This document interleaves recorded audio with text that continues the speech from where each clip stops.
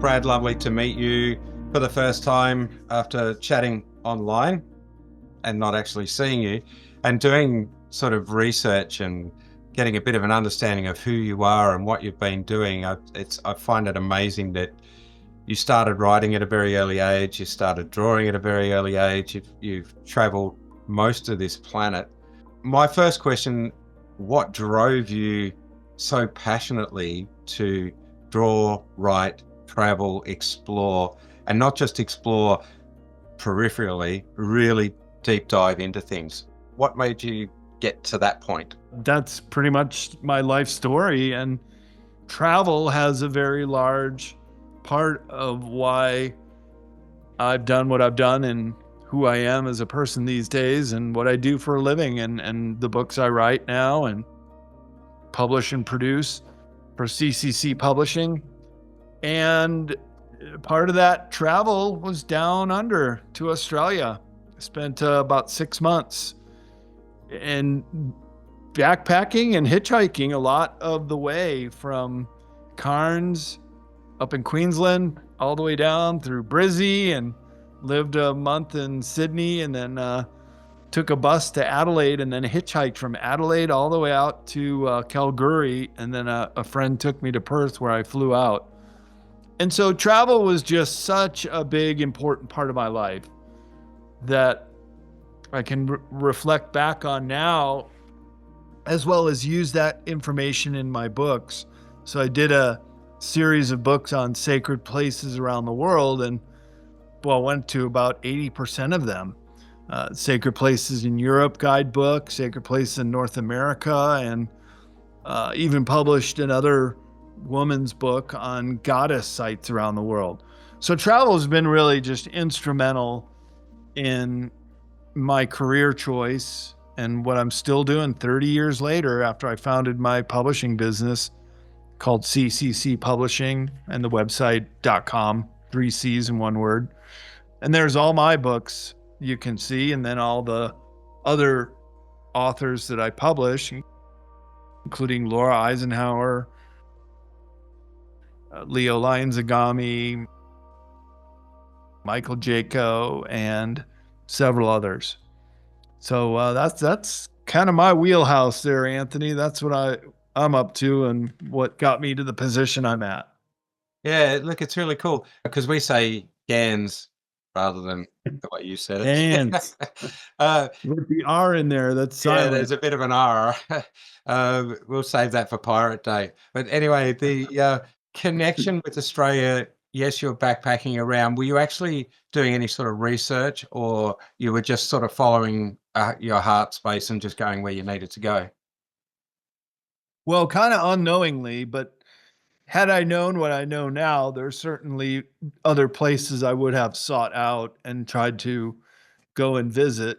The fact that I got such a well-rounded look at the country, because even when I was in Cairns, we did a trip all the way up to Cookstown on the far north of the peninsula there, and did some scuba diving trips on the Great Barrier Reef and boat trips all along up and down the coast too. So I got a good feel for the country.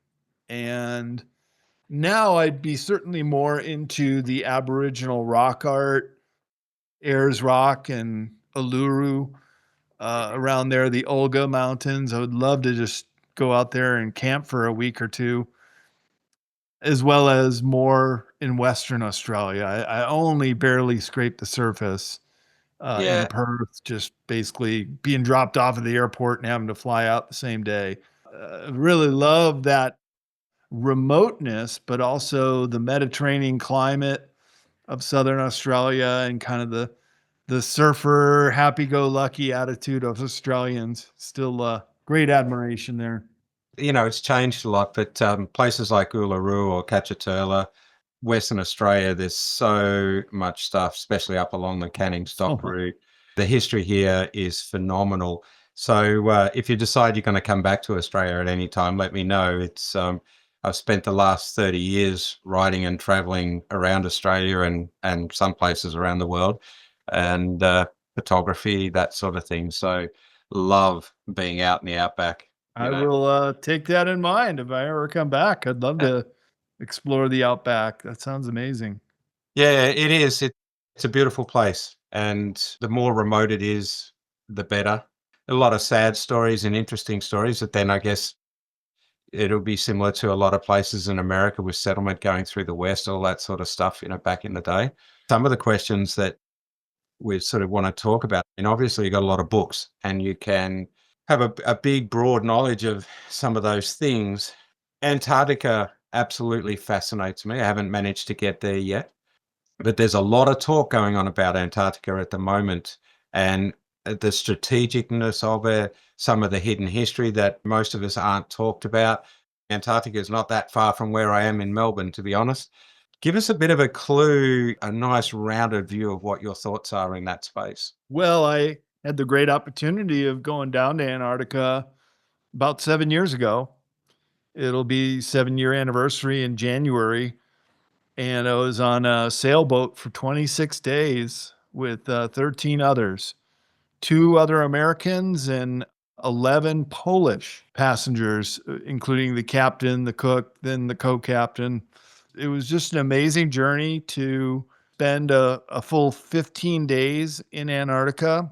The other time was traveling across the Drake Passage, which I have to say is the hardest travel I've ever done because I was basically seasick for 3 days. Couldn't put any food down. Couldn't even drink water. It would just come right up. So I got dehydrated and lost about 25 pounds on that trip too. But once we got to the Polish base, which was our first destination called Arkowski, started getting my strength back and good to put our feet on terra firma and get off the boat for a little while. But then we were right back on, and every day was a different adventure. It was really amazing to be able to go to so many different places along the Palmer Peninsula for literally hundreds of miles. We sailed every day, and even when we were moving, it was still an incredible journey just to watch the scenery and see all the wild animals. We had whales swim under our boat, and the seals and the penguins really have no fear of humans, so they come swim up to you, or we can go right up to them in some of their rookeries.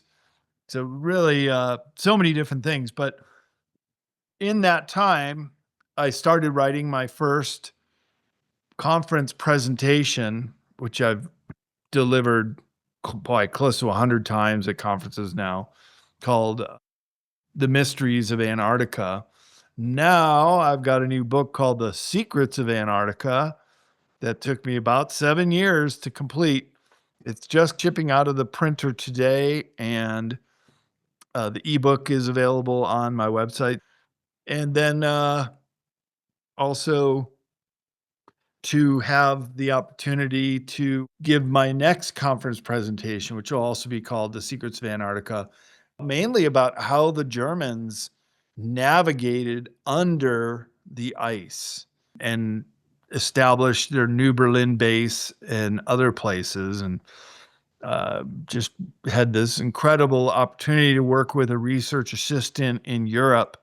And he came up with some of the German U-boat maps and a whole bunch of other information pertaining to what the Germans knew in the 1930s and 1940s when they were going down there. And then that was all captured by basically the KGB, the secret police, were the first to enter with the Soviet Red Army into Berlin in the spring of 1945. And so they really got the king's ransom of all the documents and merchandise from not only the Kriegsmarine, from the submarine fleet, but also the Wehrmacht, the army headquarters the Soviets got, and most importantly, the Ahnenerbe Society, which is basically the secret society of the German that was looking into all of these far-flung locations, including Antarctica. And so a lot of my new book, and the reason why the word history of the ice continent is the subtitle, is it's a history of pre-World War II Germany and their absolute obsession with finding a lot of these artifacts. And when the war started, by controlling most of Western Europe, they also amassed the riches from these other countries. And so when the Allies finally got to Berlin, and as well as the Soviets, they found there were all the banks were empty, including the Bundesbank, the central bank of Germany. None of that gold, or very little of it, was recovered by the Allies or the Russians. So that's been a big mystery in history, is what happened to all these metric tons of gold that went missing at the end of the war, as well as many of the priceless artifacts like the Spear of Destiny, which I also write in the new book, that whoever possesses the spear, that spear of Longinus that pierced the side of Jesus when he was on the cross, their army would be invincible. And it appeared for a while that the Nazis, the Third Reich, were going to win. But when the tide had turned, the fighting forces all surrendered, but the SS and the Third Reich as a political party, they never did surrender. So they went underground, and literally underground, and manufactured several bases in South America, these micronations, as well as under the ice in Antarctica. So it's really a groundbreaking book. A lot of these maps and this information that was gleaned from the Soviets at the end of the war just kind of went into their archives. They weren't going to release it, certainly not to the general public. So it wasn't until the Soviet Union collapsed in the early 1990s that you could show up in Moscow with a suitcase full of hard currency or gold and silver. And you could just say, this is what I'm interested in. I want all the videos of Soviet era UFO crashes or an alien autopsy video. And now all that stuff is online. They had it, and that's when they sold it. But they also sold on the black market a lot of this stuff that came out of the archives of the Ahnenerbe Society, as well as the Kriegsmarine and the Wehrmacht. So you have these incredible documents that have only been acquired on the black market in the last 30 or some years. And now they've just started to see the light of day in the West. So there was a journalist named Nikolai Subotin, and he had acquired several of these maps, and I've reproduced them in the book and certainly given him credit, and so much more that has been a big part of this new book that's coming out, that nobody has seen this information in the West yet. We're really breaking this story, and given that we're coming with the receipts, as they say, the real hard evidence that the Germans knew their way around the under ice environment in Antarctica. It's interesting. Again, you've got to really understand and know your history before you can sort of comment too much. And one of the things that I don't actually fully know yet, but I'd be open to your interpretation, that Hitler didn't die back then. He actually moved to Argentina and apparently died in about 1964. That's right. Did that sort of come up with your information that you found? Oh, absolutely. And it came up when I was down there 7 years ago, because before I went to Antarctica, the whole trip was 4 months. I was in and then back into South America, Argentina, Chile, Peru, Bolivia, and Uruguay on that trip. But especially in Argentina, an enclave called La Falda, above the second largest city called Cordoba. There's another mountain range in Argentina called the Sierra del Cordoba. And up there is this enclave of Germans and a German town. And I've been to Germany several times. It was like you just walk right in there, and there are signs you can get apple strudel and Wiener Schnitzel. Same with down in Bariloche. There are these German towns that are very attractive. I mean, it feels like you're just walking into a Bavarian city with the beautiful Alps mountains. They're the Andes mountains, but it looks just like you're in the Alps in some of these villages. It's amazing because a lot of what I've sort of been reading about from your travels and books is that really there's so much truth that we never, like the average person never understands or sees or hears different truths. And I'm not sure whether you've explored the Jesus phenomenon about, because of your esoteric background in that stuff, but it said that he didn't die on the cross and he actually went Right. and lived in India. And, we've covered that a bit in the past. How do you find people reacting to these truths where you've got documented information?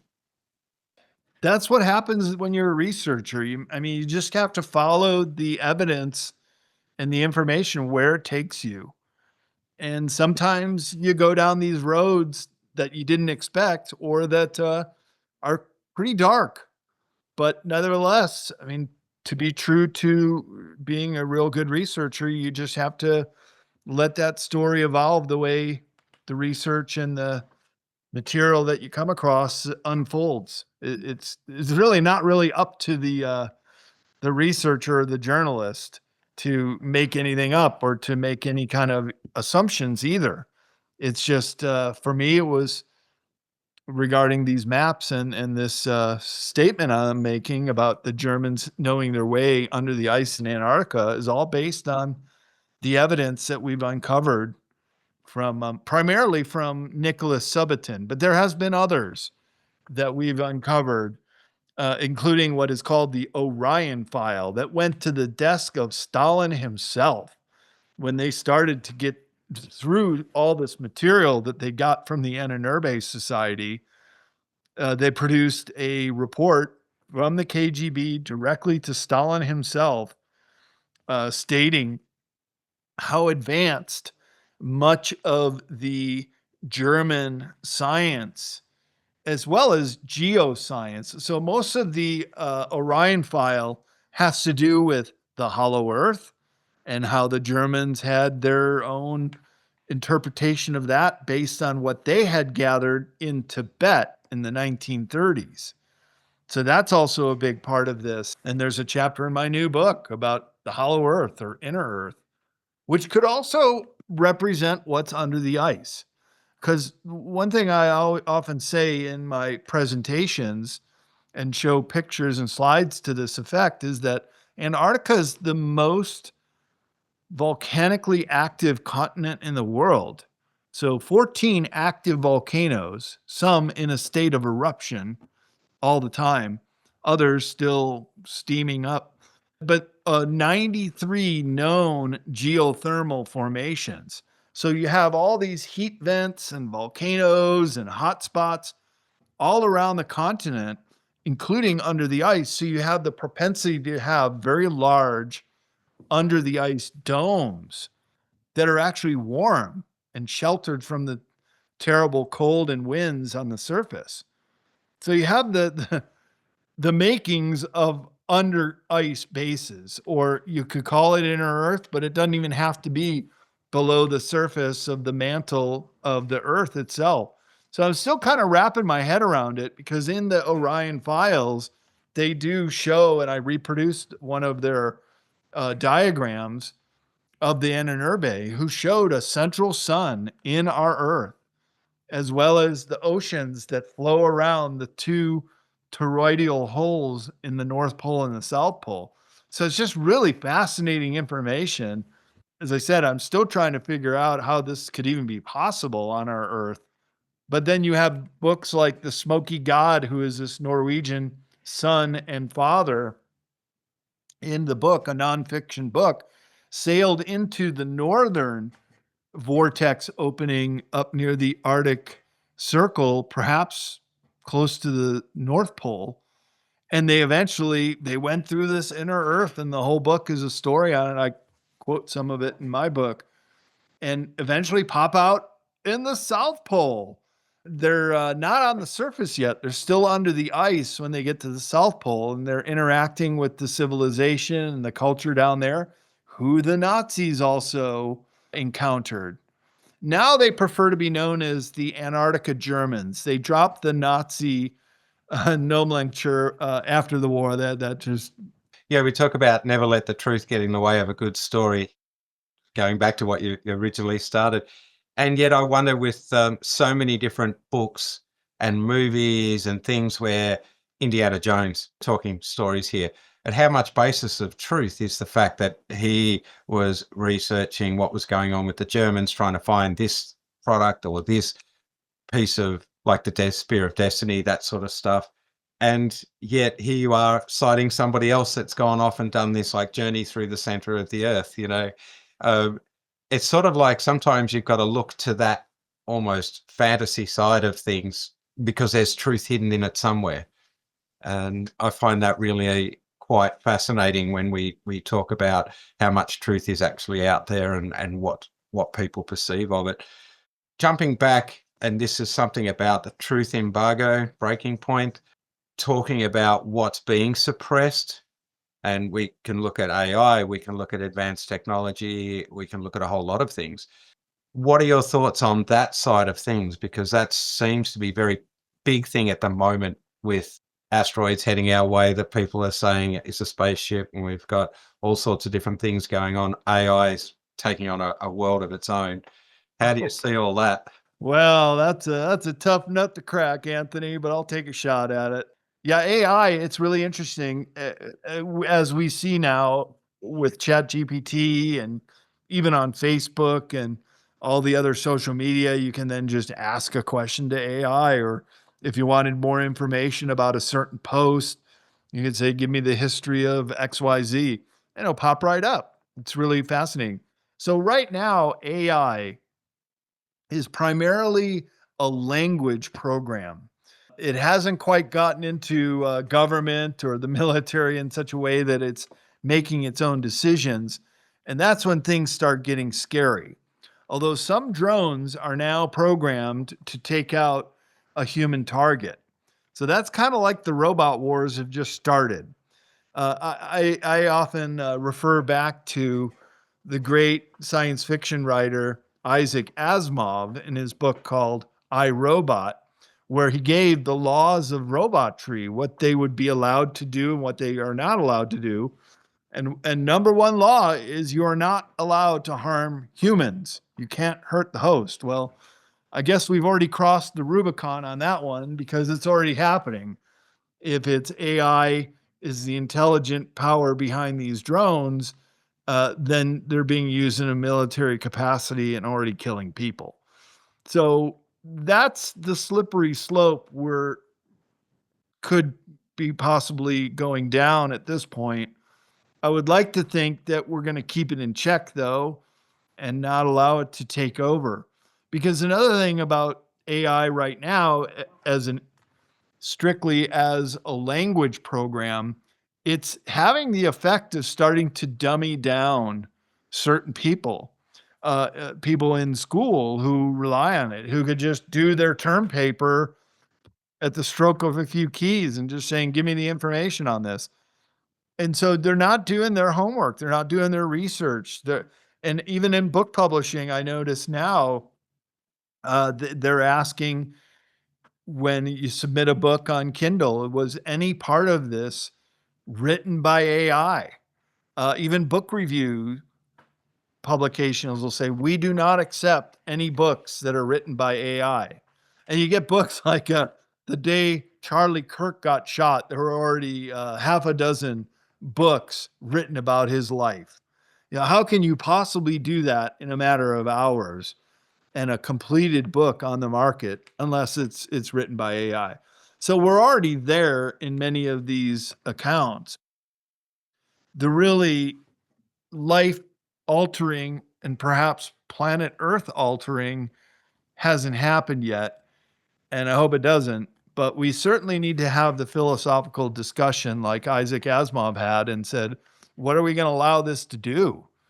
And how can we prevent it from the robot wars like Terminator and turning against the human host? Again, we come back to these books that were written a long time ago, where this is happening. And I mean, AI is a big thing here in Australia. There's a lot of talk about introducing AI into schools a lot more. And, you know, as a research tool, yes, it's very good because we don't have Encyclopedia Britannica anymore. So it's sort of, you know, back in the old days where you'd grab your book and you'd look it up and research that way. It does, from a research point of view, it offers a lot, but you still have to be very, very clued into the bigger picture. It's not just what you're reading in one space, because I feel that the times that I've played around with AI is that it can be very biased one way or the other, depending on who's programmed what information it wants the people to read. And so you don't always get a very balanced view on that. It definitely an interesting topic to discuss, as you say, can go on for Mhm. forever. In your research, in your books, in what you're doing, we talk about maybe suppressed technologies, healing modalities. I'm really quite interested in that part of it because that's sort of a field that I work in with energy rather than calling healing. I work with frequency, sound, that sort of thing. What's jumping out at you there? Where are you seeing that happening? Well, I'm glad you brought that up because wasn't it Tesla that said that the future of medicine would be sound, frequency, and colors? And you already see that starting to emerge, and that could be what these med beds that we've heard of are also based on. So it's really a brave new world as far as our longevity and health, not just to 70 or 80, but really 100 years beyond that. That we're really looking at being among the first generation of not just centenarians, those who can live to 100 and beyond, but perhaps centenarian plus 50 and but live well. It's nobody wants to just be a vegetable on a machine in a hospital bed. It's you want to keep your vitality and your health and stay with this as long as you possibly can. I tend to agree with that because it's important.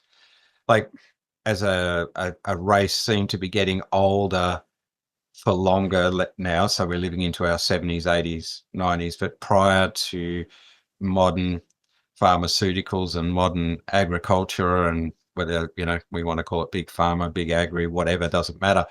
The understanding is the thoughts were that people lived for a lot longer a long time ago, and it's the way we've processed everything to make it easy or be controlled. You know, how do you feel about that sort of angle of things from your history and research in that space? Yeah, and that's part 2 to your first question is about this, technology that now is we're starting to see the light of. And in my book, give quite a bit of the history of the Germans and how they were able to backward engineer and create their own flying discs. But this goes all the way back to right at the end of World War One, when Germany was a very advanced country. In World War One, Germany was not destroyed at all. I don't even think a single town was. All the fighting was along the trenches in Belgium and France. And even in those countries, it was just within a 100-mile radius where a lot of the destruction took place. So Germany was very well intact after World War One. And since they became a peaceful country again, I suppose that's why the Aldebaran star system, which are largely benevolent ETs, made a connection with the Vril women. And the Vril women wore their hair very long. Maria Orsic and another woman named Sigrin. They were telepathically able to basically get blueprints for very high technological devices. And even the famous German scientist named Victor Schauenberger, he saw what the real women were producing. And he said, when he looked at it, he said, this is actionable intelligence. This is stuff we can use. This is what we can take back to our laboratory with our engineers and scientists and backward engineer it to our own craft. And I think that's exactly what they did. Plus, they got their own crashed UFO in 1933 in the Black Forest region of Germany. And then a few years later, in the Lombardy region of Italy, Mussolini and the fascists in Italy, they got nearly an intact UFO crash, which they turned over to the German engineers for backward engineering. So even before the war started, they had an incredible advantage over any other country of the world. Scientifically, technologically, engineering, that's what was feared the most at the end of World War II by the Allies, is that they would break out these wonder weapons and just wipe out whole battalions with the flash of an eye like a nuclear explosion. In fact, many of the German nuclear scientists and many historians believe the Germans were really the first to ignite the first nuclear bomb, because a lot of those scientists at the end of World War II, with many other scientists to the tune of thousands, came over to America in Project Paperclip. They were given new papers, new citizenship. Sometimes they didn't even have to change their name, like Werner von Braun and Hermann Oberth, who started up NASA. And when Hermann Oberth was retiring, somebody asked him, somebody said, how did Germany get so advanced so quickly? And he said, well, I have to admit, we had some help from our friends from above. So they were in communication too with extraterrestrials. And unfortunately, some of those were the dark forces that we've heard of, the reptilians and some of the gray species. And so they could have gotten their technology from that too. Uh, I was just on a interview with Carrie Cassidy at Project Camelot yesterday, and we are both discussing the possibility that the Germans were given a base in Antarctica to basically refurbish the way they wanted to, and it was a reptilian base in the New Schwabenland area. So they had bases on the surface, but all connected down below under the ice as well. And what kind of city and what kind of large development they came up with? Well, I've identified 3 different German bases or colonies. There was the original one called Point 211 or Base 211, which is the number 211 was just on their survey maps. Kind of the same way we have Area 51 and Area 54 here in Nevada, the state I'm living in now and doing this interview from. Uh, Point 211 was just a place on the map near the Schumacher Ponds. And these were lakes that never freeze. They call them Antarctic oasis. And in those Antarctic oasis, they first landed a seaplane, and then they were able to expand out and go find that base. That's what they did on the first expedition to New Schwabenland in 1938, 1939. Then the rest of their deliveries during World War II were quite secretive. But the Germans owned the seas, especially the South Atlantic, with their fleet of U-boats, the submarines, which reached a fervored pitch at the end of World War II. In 1945, they produced more U-boats than all the other U-boats throughout the war. And many of those, over 100 U-boats, have completely vanished, disappeared. Nobody knows where they ended up. Even the ones that they know were sunk do not account for the over 100 that went missing. So they were obviously getting a lot of personnel, material, technology, and people to work the Science City, which was called New Berlin. There was another colony called the Thule colony, Thule, that's in another location of New Schwabenland that I've identified in my book. So I think I know of at least 3, and I would say, of course, they're all interconnected under the ice. You would think they would have to be in lots of ways. We don't often hear here in Australia, unless you're right into it, about any of the UFO extraterrestrial activity you hear outside of, say, Europe. We get all the American stuff, obviously, but we don't often hear about UFOs that might have existed in Germany, Italy, places where they've come down. And then we do hear a lot of stuff about the tunnels and the underground bases that allow for travel to move from one place to another.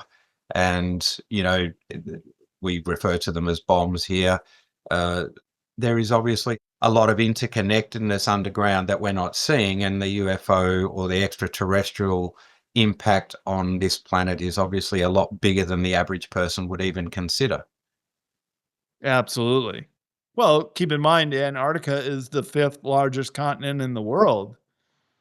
You can fit 2 Australias in one Antarctica. It's that big. But that's the surface on the top of the ice. I have maps in my book what Antarctica would look like without any of the ice. So you can see all the mountain ranges, and there are very deep fjords that extend well into the interior of Antarctica below the ice. So I think the U-boat captains, well, we've seen it on their maps, they were able to navigate these under ice waterways and get very, very close to where the geographic South Pole is, 2 miles above on the polar plateau. And that's where the Amundsen Scott Research Station is, run by the Americans and crawling with spooks from the NSA who are there to protect the core secret of the giant hole in the ice about 50 miles away. Because you think about it, if you have all this volcanic activity and all this heat that's being generated from geothermal sources, not only will it create these large under ice domes, but it's going to need a chimney somewhere for the heat to come out. And there's an interview that's making its round right now about the story of the last living survivor from Operation High Jump, who is merely a teen when he met Admiral Byrd, and he was being qualified for the trip by Byrd asking him, "Can you keep a secret?" Because they knew they were going down there to confront the Nazi base after World War II. Keep in mind, Operation High Jump happened in the very first summer they could get down there. As soon as they could get down there, they're assembling this armada of ships to go. And one of the things Johnson said in his interviews is when they did land in and around the New Schwabenland claim, which is huge, by the way. It's about the size of WA. I mean, it's a massive land, so there's so much territory there. But what he was saying is they came upon these cracks in the ice where hot air was just steaming out. And of course, the way it would interact with the cold air, it would create steam. But he also said he could hear a faint humming sound of machinery under the ice. So that's just fascinating that we knew that they had these under ice bases well back in the mid 1940s. And that's what the Brits were doing down there too during World War II. It was called Operation Tamerlane. And I went to a couple of their spy stations on the Palmer Peninsula, the portion of Antarctica that I visited 7 years ago. One of them was at the Vernansky base, and it's just a museum now. And we walked out there, and the door was open, and you walk in, it's like you're right back in the 1940s. There's still canned food on the shelves and the old radios that they used to communicate, and they're listening for the U-boat messages. And then another one called Port Lockroy, which is now a museum, but it still flies the British flag. And there too, they're just trying to pick up on any of the messaging between the Germans. And one of the very last messages that came out of the Third Reich was, and this was picked up in Operation Tamerlane, was the Luftwaffe commander messaging to presumably submarines in Terra del Fuego, the southernmost island of South America. And here's Hermann Göring, who is then on the Nuremberg trial and was sentenced to death. But he was communicating with something in Terra del Fuego, which is that was basically where we set off from to go down to Antarctica in Ushuaia, which is right in the center of Terra del Fuego. So it's really quite a fascinating account of how the Germans were down there. And get this, when I'm going over maps, and I love maps, I'm a cartographer, I draw maps myself. I'm going over these maps from the Cold War era. So around 1980. And I see that West German flags are still on a couple of the bases in New Schwabenland. So my point is this: the Germans never went away. They have been there in the same location for 80 years. That just sort of blows your mind a bit when you start to think about how they're managing it, what they're doing, all that sort of stuff. I mean, the Yep. 80 years is still a long time to be supporting a community anywhere, let alone underground Right. in one of the most hostile places on the planet, really, weather-wise, that sort of thing, and volcanoes, all the rest of it. So, all right. Now, I know that we're going to be running out of time, and I'm thinking we're going to have to come back and do a little bit more at some stage. Question out of the blue. When we think about when the space race was going on and putting, supposedly men on the moon, yeah, we couldn't really have computer systems and communication systems that worked in that space. All right. Well, great question again. Well, I think if history were really to be accurate, it would put the Antarctic Germans on the moon 2 decades before the Americans.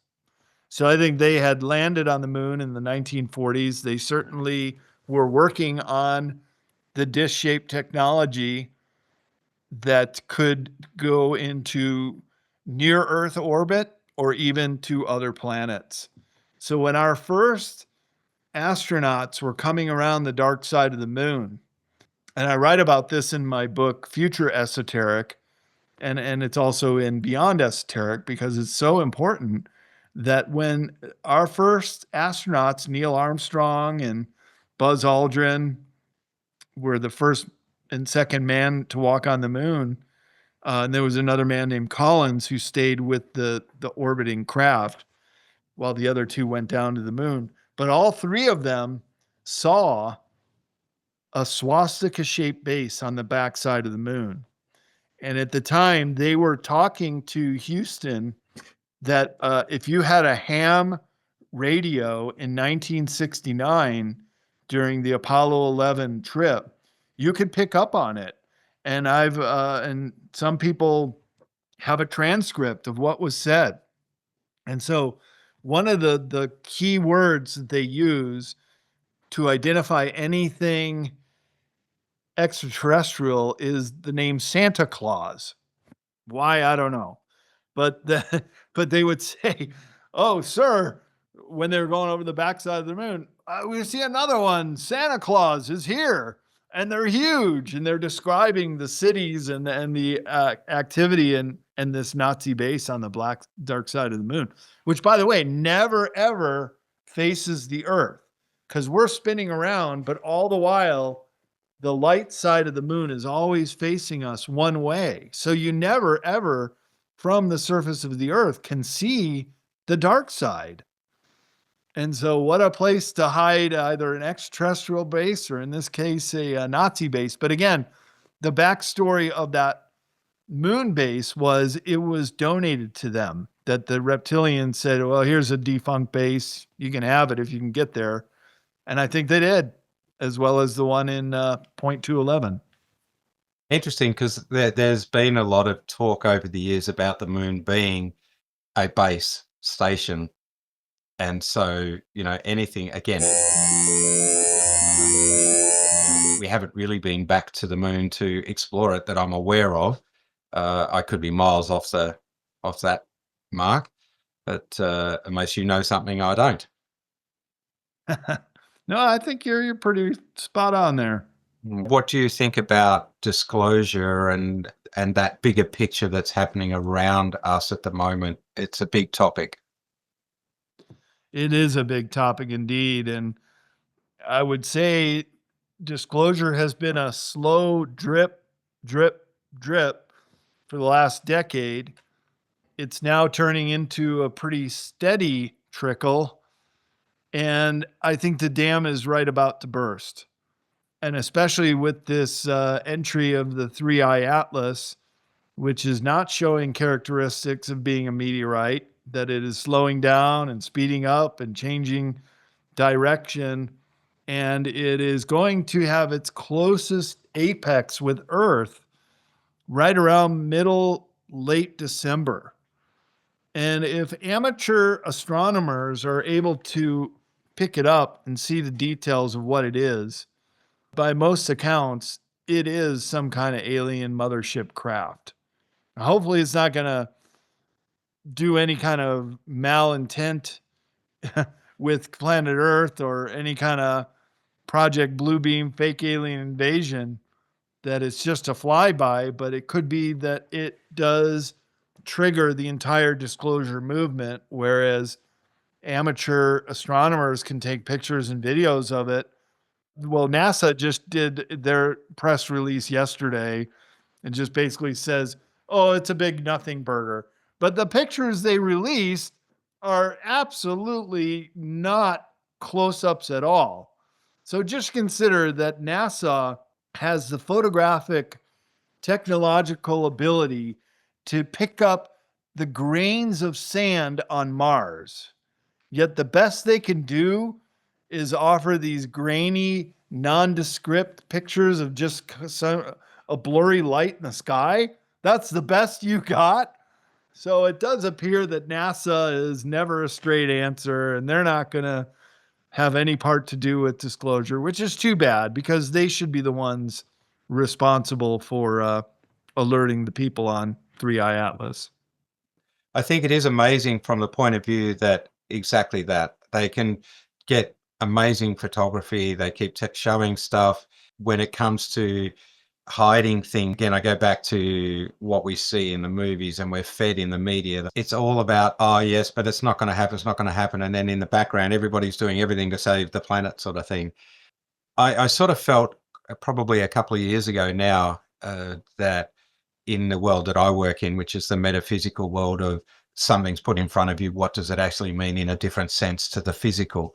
And it's like they're trying to get us to think one way, and where, they deflect everything over there rather than actually give us the truth. And that's that disclosure I think we're talking about. And it would be really nice if one of these major agencies just came out and said, we've got some really good photos of this thing.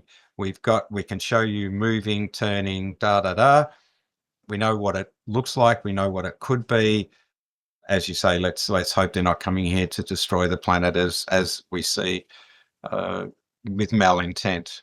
We shall see, right? It's definitely interesting in some of the things that I've heard about what it's hailing and bringing into a greater awareness. As you touched on medbeds earlier, you touched on technologies earlier that we as a planet aren't seeing fully because they're worked on under the ice.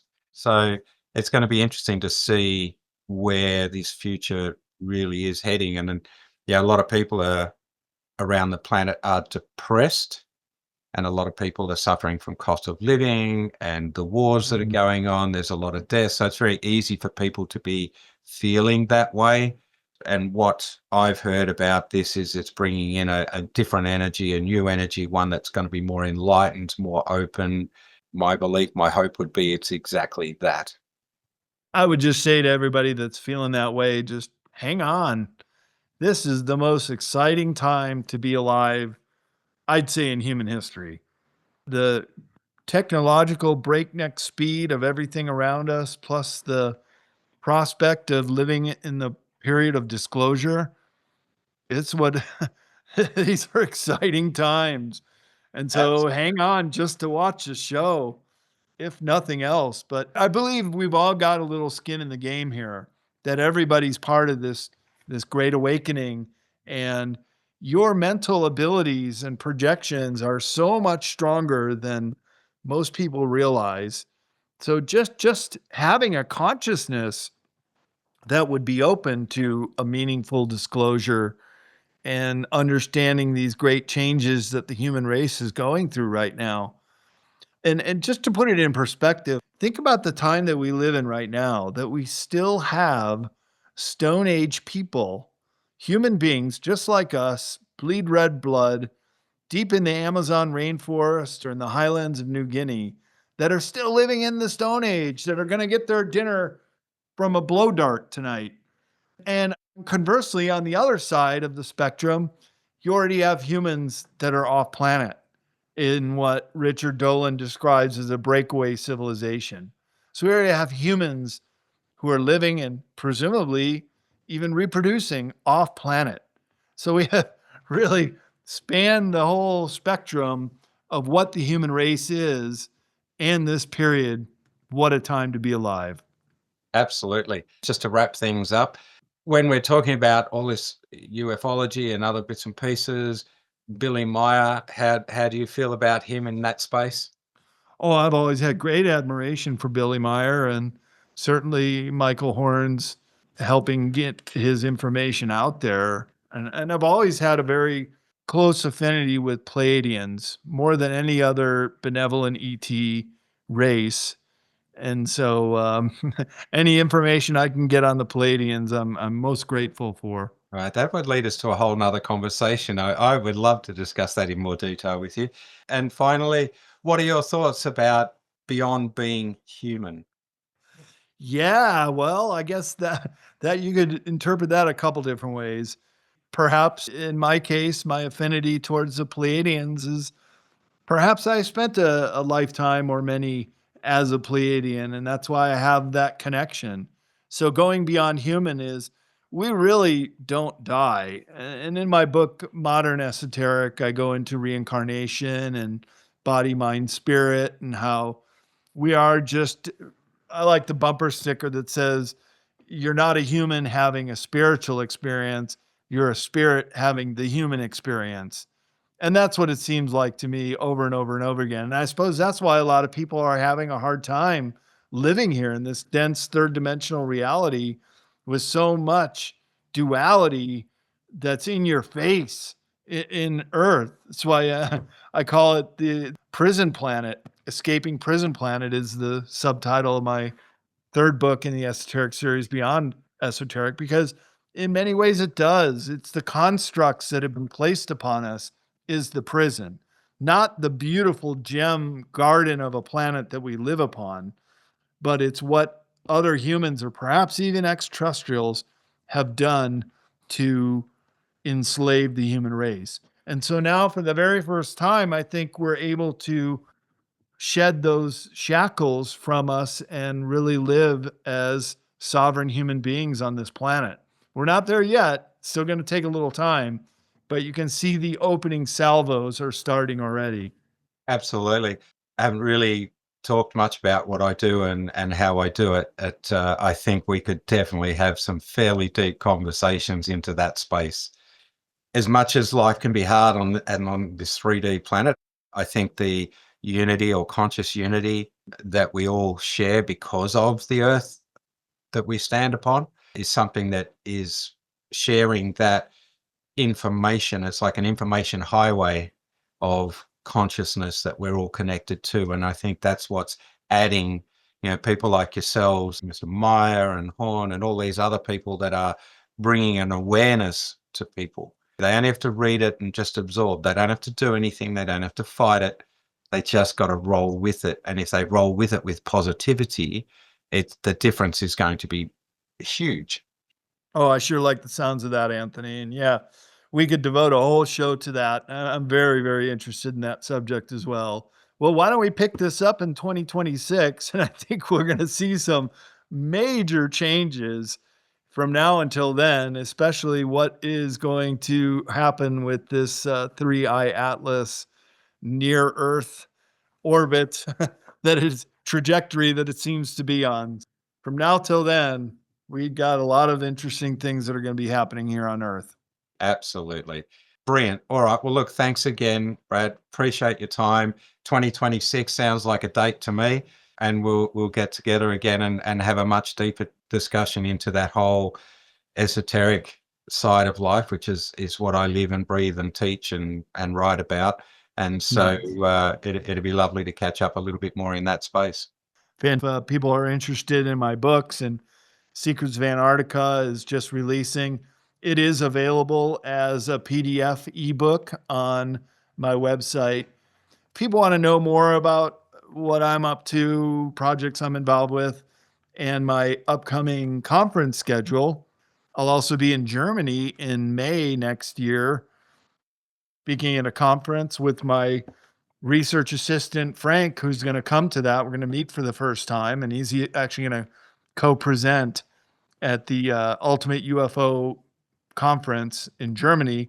And then I'll also be in Bosnia at the Pyramid Conference with Dr. Sam. So I got a lot of travel ahead of me, and I love it. It's great. And I'm just about out the door right now to go ski at Lake Tahoe for opening day tomorrow. Oh, you poor thing.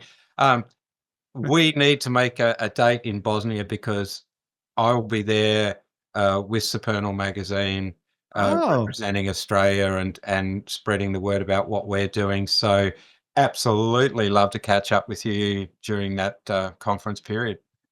that would be great. And I know the dates are already announced. It's the second week of June in Visoko, Bosnia, where the Yes, Bosnian pyramid is. And it's about a week-long conference because we're going to travel around the area and go into the underground tunnel system there and see the other pyramids of the sun and the moon.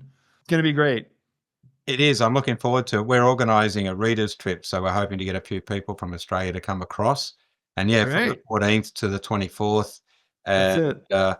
yeah, we're actually running a series of articles from Dr. Sam in the magazine. That is Excellent. the first interview is in the latest issue that's just come out about a week and a half ago, which is a free online magazine while it's the current issue's out. So yeah, it's I can organize to get a link to you. It's something we can talk about as well. Great. Yeah, I'd love to be a guest speaker too on the days after the Pyramid Conference. I'm planning on spending at least another week trying to get Billy Carson to hang out, but he's a busy guy. But he's going to be a speaker there too, and I think I'll be in Bosnia for about full 2 weeks, and I would love to get out to the coast and see the Dalmatian coast in Croatia as well. Yeah, sounds lovely. Sounds lovely. All right. Well, thank you very much, Brad. Appreciate your time. And you too, guys. Thanks so much for having me on. And thank you, Brad. That was fantastic. And Anthony, great job. And we can stop recording now.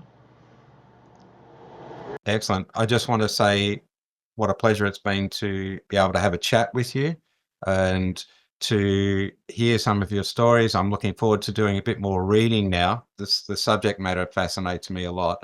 And so thank you very much for joining us.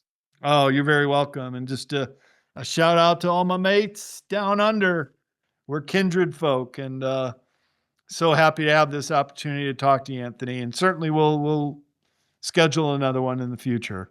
Yeah, you know, you've got to have that relaxed Aussie attitude. Yeah, It has changed a bit over the years since you were last here, I'm sure. However, out in the outback, it's still pretty relaxed in a lot of cases. So, yeah, absolutely. that's brilliant.